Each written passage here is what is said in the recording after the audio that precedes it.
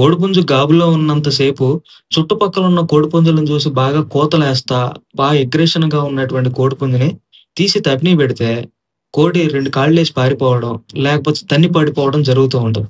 ఇలా మీ కోళ్ళల్లో గూడా ఉందా ఈ కంప్లెయింట్? కింద కామెంట్ సెక్షన్‌లో కామెంట్ జేయండి. ఇలాంటి కంప్లెయింట్ ఉన్నటువంటి కోడికి ఫస్ట్ ఆఫ్ ఆల్ మనం ట్రీట్మెంట్ చేయడానికన్నా ముందే దాని యొక్క హిస్టరీ మనం చెక్ జేసుకోవాలి. అంటే ఒకసారి అనలైజ్ చేసుకోవాలి.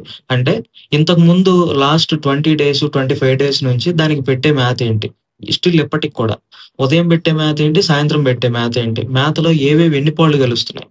ఇలాంటిది ఖచ్చితంగా చెక్ చేసుకోవాలి. అండ్ దాంతో పాటు దీనికి ఇప్పటివరకి వాతానికి కానీ, నులుపురుగుకి గాని మందేమన్నా ఏసామా? వేయలేదా? అది గూడా ఒకసారి గమనించుకోవాలి. కోడిపుంజికి నడిచేటప్పుడు బానే నడుస్తుందా? నడిచేటప్పుడు కాలు లాగిపెట్టి, లాగిపెట్టి నడుస్తుందా?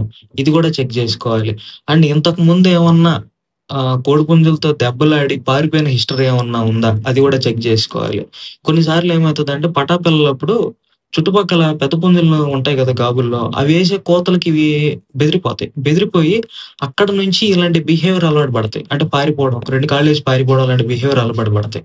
సో, అది గూడా ఒకసారి చెక్ జేసుకోవాలి. ఇటువంటి సింప్టమ్స్ మనం గమనించుకొని దాన్ని బట్టి మనం మెడిసిన్ వాడుకుంటే అలా పారిపోవడం, బెదిరిపోవడం అనే కంప్లెయింటే గాకుండా ఈ కాళ్ళల్లో బలం పెంచుకోవటం, కాళ్ళు తూలొచ్చేయటం, కాళ్ళు వీక్ అయిపోవడం, 2 కాళ్ళేసి పడిపోవడం ఇలాంటి కంప్లెయింట్‌లు కూడా మనం ఓవర్‌కమ్ జేయొచ్చు. ఇలాంటి మరికొంత ఇన్ఫర్మేషన్ తెలుసుకోవాలనుకున్నా, లేదా మీ కోళ్ళకి ఎలాంటి హెల్త్ ఇష్యూస్ వచ్చినా గానీ, ట్రీట్మెంట్ కోసం కాంటాక్ట్ అవ్వాలనుకున్నా, డిస్‌ప్లేలో ఉన్న వాట్సాప్ ద్వారా కాంటాక్ట్ అవ్వచ్చు. వీడియో నచ్చితే లైక్ చేయండి, షేర్ జేయండి. Thank you so much.